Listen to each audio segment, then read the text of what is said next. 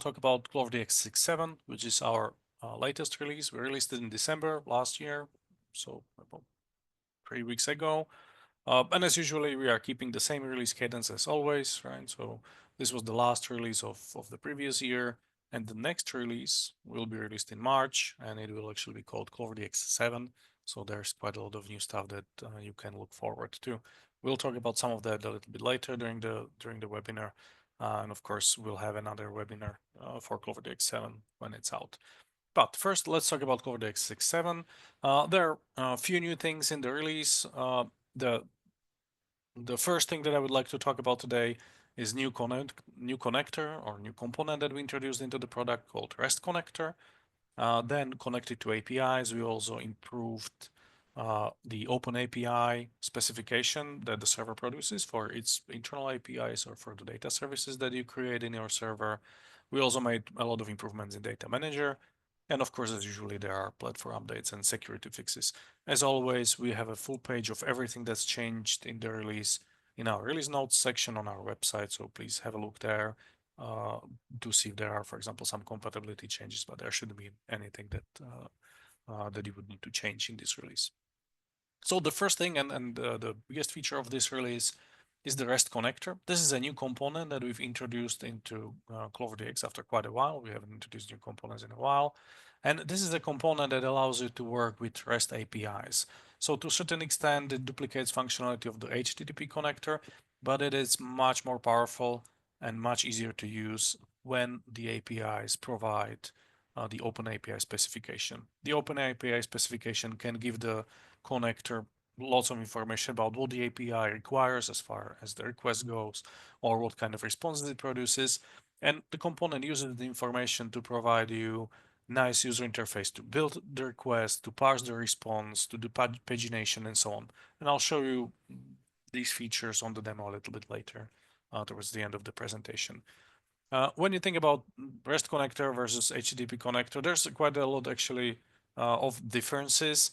And the biggest one is which APIs you can call with each component. For the REST connector, it will only work with OpenAPI enabled APIs. So the ones that produce OpenAPI specification or Swagger, as was the older name for the specification, you typically can download it either as a YAML file or sometimes a JSON. So the component requires this to be able to work. On the other hand, the HTTP connector, it can call anything, right? The component is staying in the product. We are not removing HTTP connector. It is more generic. So we will actually have multiple choices when dealing with an API. If it's an API that provides OpenAPI specification, you can use REST connector to work with it. It's much faster in many cases for well-behaved APIs with nice specification. It works very nicely.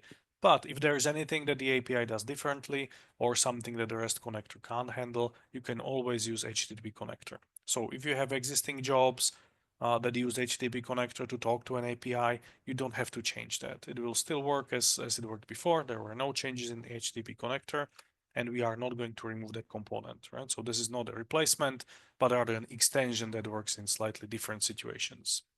There are, of course, some limitations of the REST connector, and I'll talk about these a little bit later as well. The main one is that for now, we only support OpenAPI version 3. We will be adding version 2 support of OpenAPI in the next release of Clover in CloverDX 7.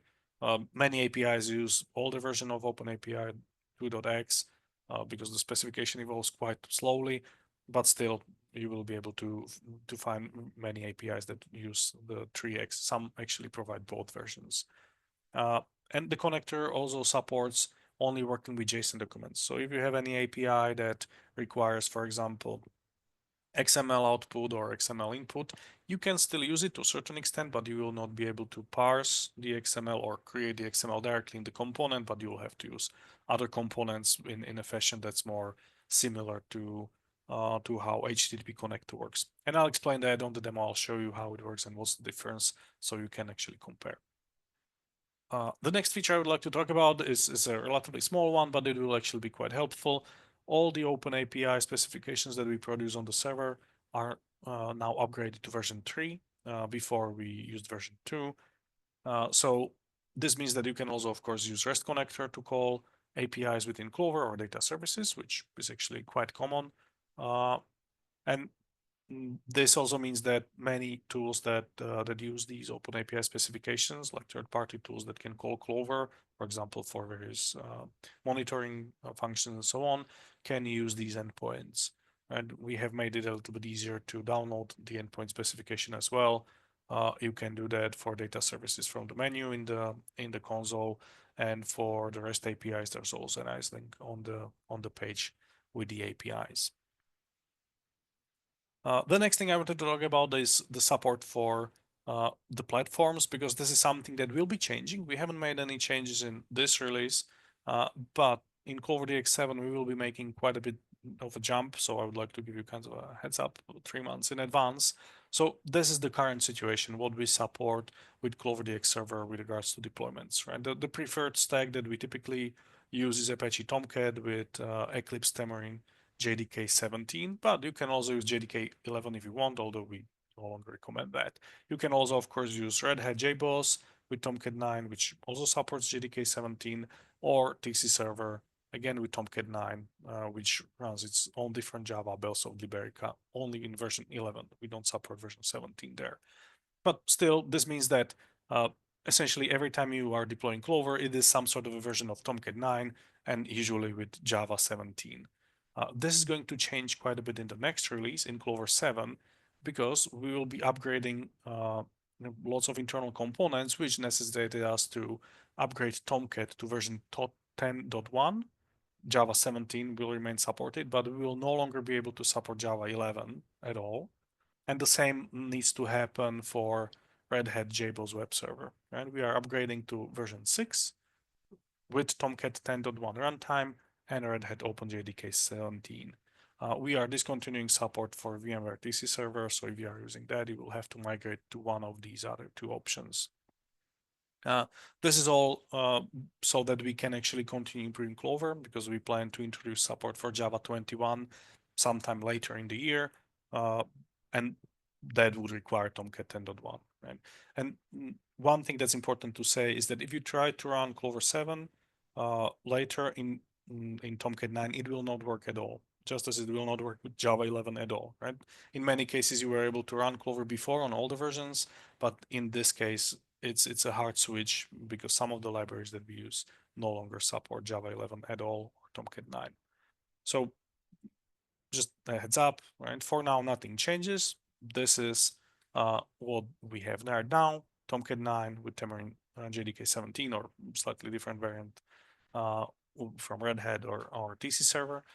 But this will be changing in the next version of Clover. We will, of course, support this deployment for 2 more years, just like we support every other version of Clover. All right, and the next thing that I will want to talk about is the data manager. This is something that's more interesting on a demo, so I'll just go through that quickly through the talk, because what we've done with the data manager is we've made a lot of smaller improvements. And the data manager itself, it's an incubation feature that we've introduced 2 releases ago in CloverDX 6.5. It's still an incubation, but in CloverDX 7, it will be coming out of incubation, so it will be recommended for production use. And the goal of the data manager is to allow you to work with your data in kind of a manual fashion, so you can insert data manager into the middle of your data stream and edit data as it flows through it, or you will be able to use data manager to manage your static or reference data, essentially lookups. That's something that will be adding completely new feature to the data manager. The improvements that we've made in CloverDX 6.7, as I mentioned, are relatively small, but they contribute to the usability and nicer user experience across the board. So there are dozens of smaller fixes. The biggest ones, or small changes, the biggest ones are ability to undo and redo in the data editor. So as you are making changes in your data, you'll be able to go back if you make a mistake without actually having to reset your data set or anything like that. We are also adding support for suggestions for columns that are not lists. I'll show you that on the demo in a couple of minutes.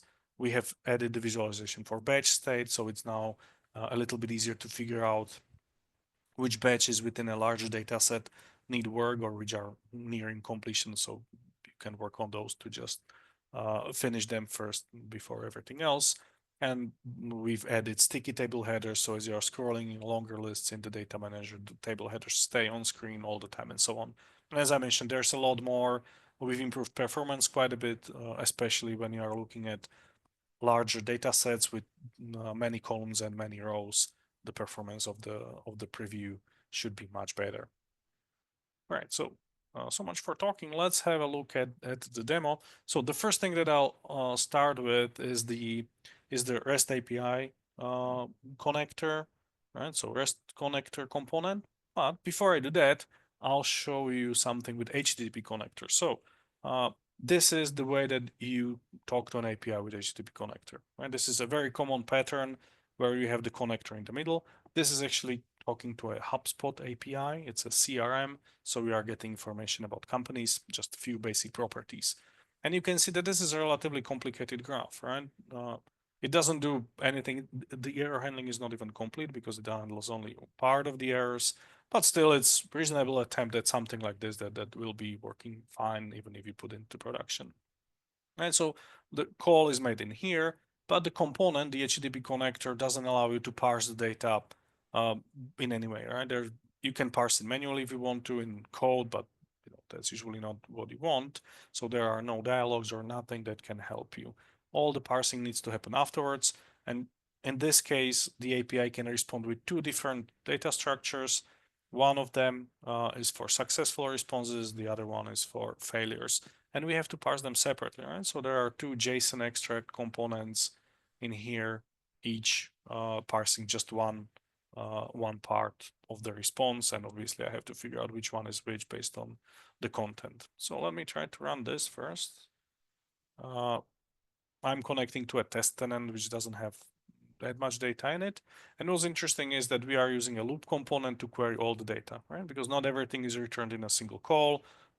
This one is configured to return 50 records per call. So I need to make 4 calls, which I can see over here, to get all my data. And in the end, I get 185 records out of it, right? With the company names and so on.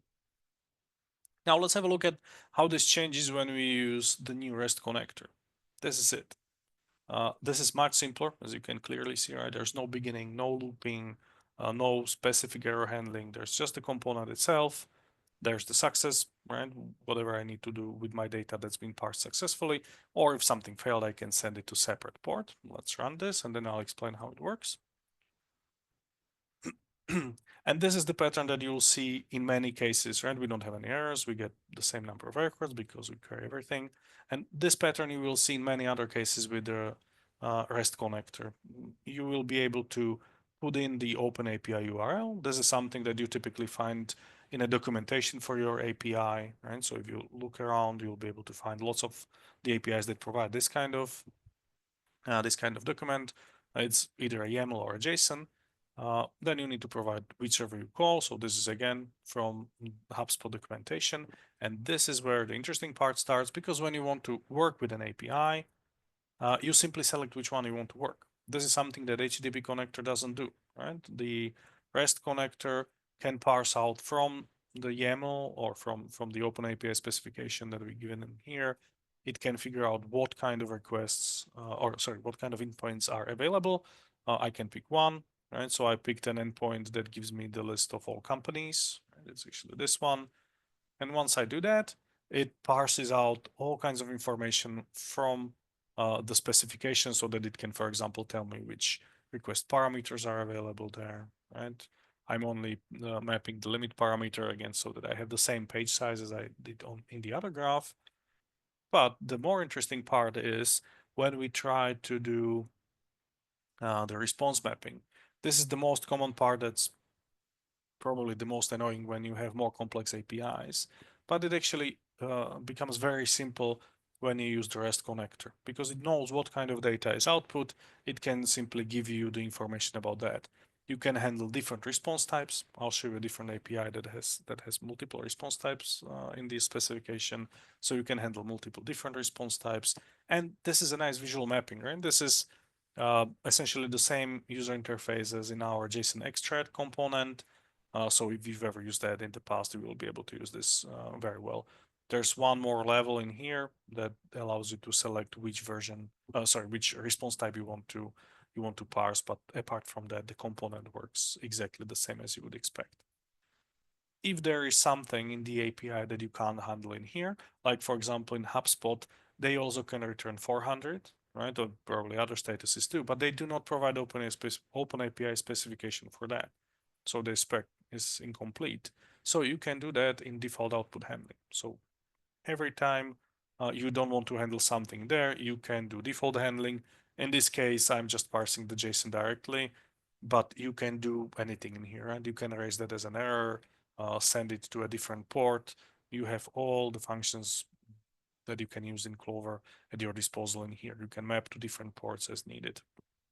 And the second part of the response parsing is the pagination itself.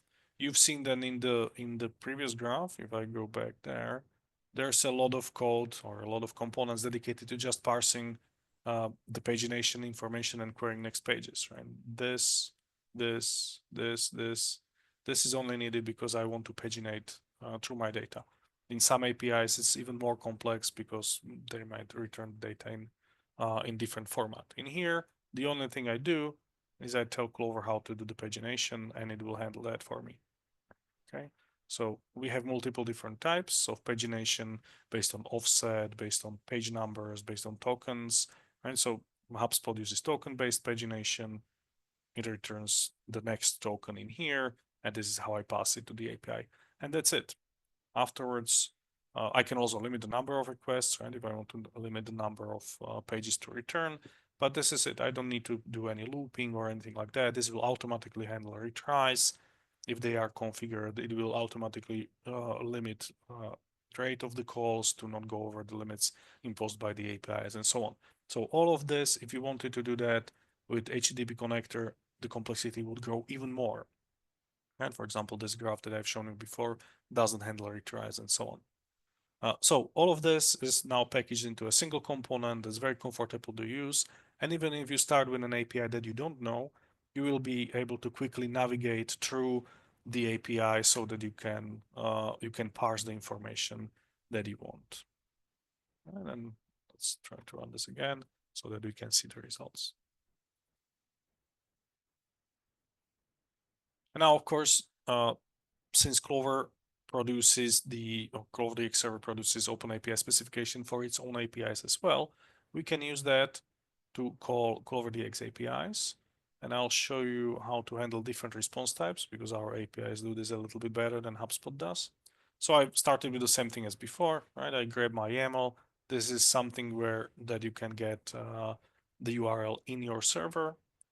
Go to when you go to your server UI and go to REST API catalog, this is the address to the specification. And you can even look at the file if you want to. Oh, it wants to set as a text also. So you can look at that, and this is providing the information about all the APIs that we have. And let's now have a look at the interesting part. Right, this is the parsing. And this is how you handle multiple response type. This is for HTTP 200. You can see I'm calling execution history, so I get information about when a job was called, what was the job, how long it took, and so on. And then, of course, the API can fail for various reasons. So I'm handling all the 400 failures in a single response. The API can return multiple different failure modes or failure types, right? There's no limit on this, actually. Different APIs handle this differently, but you'll be able to pick from here and even enter your own filters if you want, so that you can handle just some specific responses and leave the others unhandled. If you leave any of the error responses unhandled, then the default mapping will run, which I'm not using in here in this graph. And if you don't use the default mapping either, the component will fail, right? So it behaves just as you would expect, and fails when you don't handle either the successful state or the failure state there. Similarly, when you need to call an API that requires some sort of a request, you are able to do that in here. I don't have any API in here that does that, but you do it in analogous like dialog like in here we have again similar dialog like for JSON writer that allows you to build your request and call the API the way you need. All right, so overall, the REST connector is much simpler to use for the APIs that provide the OpenAPI specification. In many cases, you will need just the component and whatever you need afterwards to do something with the data that you've queried from the API, or if you have some components at the beginning needing to send data to the component, but you usually will not need any of the other stuff in here, separate parsing or various components to figure out what happened with your data and so on. So it's much more effective to develop with REST connector. All right, and now let's have a look at the data manager. As I mentioned, there's a lot of smaller improvements. So I'll start in here. The first one that I'll talk about is the sticky headers. As I mentioned, if you have a lot of rows somewhere and the header sticks now, it's a small thing, but it actually helps quite a bit. The second part visible on the screen is the visualization of the batch status. So for each batch, we get the visualization of the records that are that are in different states in the batch itself. And now let's have a look at some of them. Like for example, let's try this one. And if you work with the data, one of the things that we implemented was undo. Right. So if I change something, well, actually, I will need to change it in here. Just show me a toolbar. Oh, it doesn't. Interesting. Oh, there it is. Yeah. So I can go back. And this will be reflected in the history because the changes are saved as you make them, right? So you will see that, but still it allows you to go back, and even though it's reflected in the audit log, you can go back to previous values as you entered them into the data manager. And the second improvement that I mentioned, of the bigger ones, is the ability to have suggestions for non-list columns. For lists, the suggestions look like this, right? You can have a list with different items in it. And so, for example, in this case, it's states, and you have an error in a column like this. Let me see if I have it in here. Oh, not in this one. So let's have a look at the different batch. No, there's a lot of errors in here.